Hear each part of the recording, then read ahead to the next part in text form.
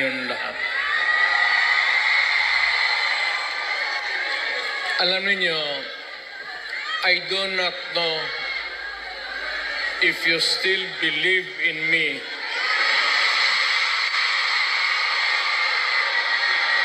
Pero nakatingin ako sa inyo, ano ko,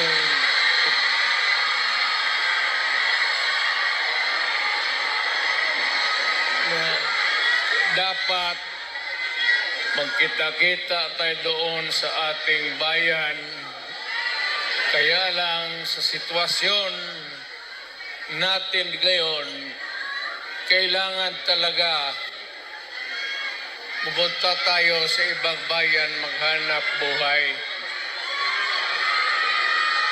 Pero sa akin, the fact that malayo kayo sa pamilya ninyo,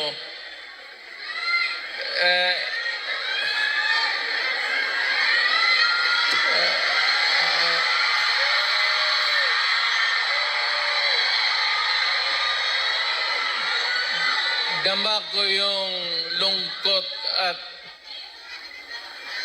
alam ko yan. Kasi ganoon rin ako noon. Almost 3 years.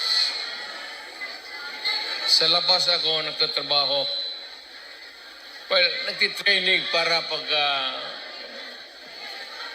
sa connection ko sa pagka-abogado. Kaya OFW, yan ang pinakamasarap na magkikinig ako. OFW, mabuhay kayong lahat.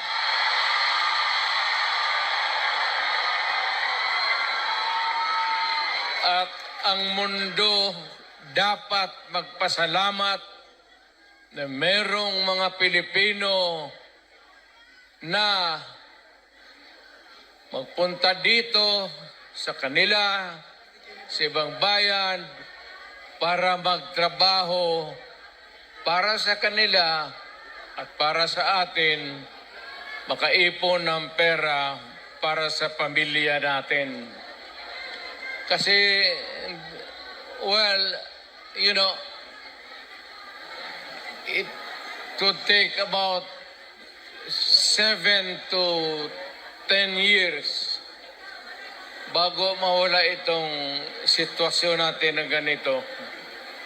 But in the meantime, that we are not really ready economically to provide opportunities na trabaho para sa lahat, then I said, napipilitan tayo dito maghanap ng trabaho para sa ating mga pamilya.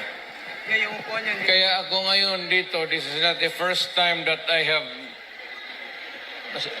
kaharap ko kayo. Tanggapin na lang natin kung ano ang nasa palad natin. At magdasal tayo na yung pagod ninyo ngayon dito ang makinabang ang mga pamilya ninyo at ang mga anak ninyo. Mabuhay kayong OFW. Kaya yung lahat ng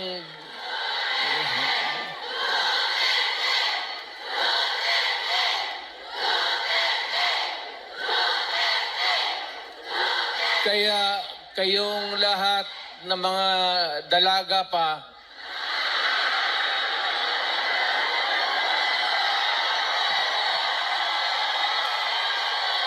ilan ba kayo?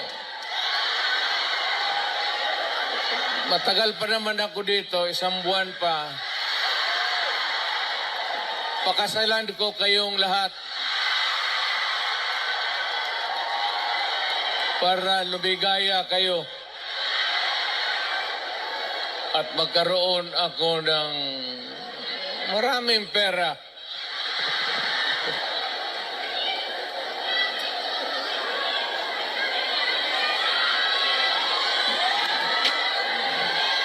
You know, hindi lang ito sa sabihin ninyo. Hindi ako nagbubula, ha? Yung mga taga rito na tumanda na nung nakilala yung pamilya ko. Yung matanda na, yung may karanasan sa Davao noon, alam ninyo yan na ang sitwasyon namin pareho sa inyo. Matagal kaming walang ama kasi abogado siya. Maano pa naman ang Pilipinas noon, ang hanap buhay nasa siyudad talaga. Ang abogado walang silbi dyan pag sa barangay. So, ganun na-experience namin ako, na ang tatay ko, iniwan kami sa lolo pati lola ko at ang tatay ko nagtrabaho sa labas. Ganon, sa labas ng probinsya. So, damang-dama ko talaga yung buhay ninyo. Huwag na yung kalungkutan. Huwag na yung, kasi that's reality. Ginusto man natin sa hindi, kailangan talaga maghanap buhay. So, huwag na masyado yung mga sentimental na ano. Basta dito, punta tayo dito, nagtrabaho. At nandito kami, pinsan, napasyal ako, kasama ko ang anak ko. Saan ba si...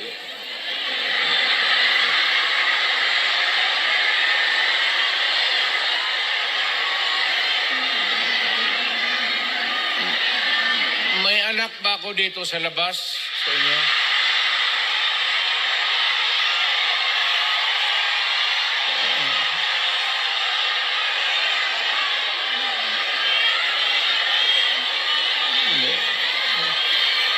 Sobra naman yung 5. Pagkaalam ko 2.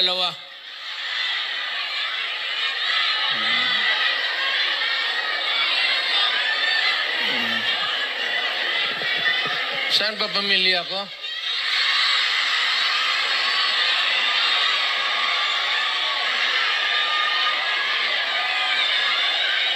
Wala pa, sir. Wala pa. Wala pa si Inday na nakausap, okay na.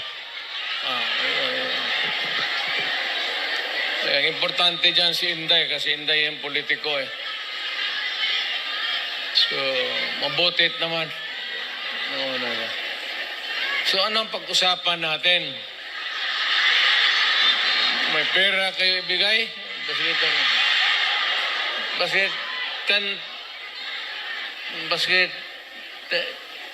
10 Hong Kong dollars lang. Marang makinawag kitain dito.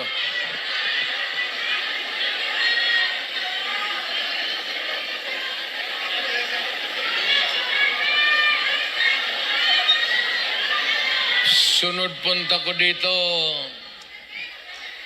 magministro na ako. Kasi pagtapos ng usapan natin, give kayo lahat. Well, ang problema natin sa Pilipinas ngayon, hindi na kasing bigat noon. You know, you'll have to be patient with government. It is not at all times maganda. Minsan ang gobyerno may kapalpakan.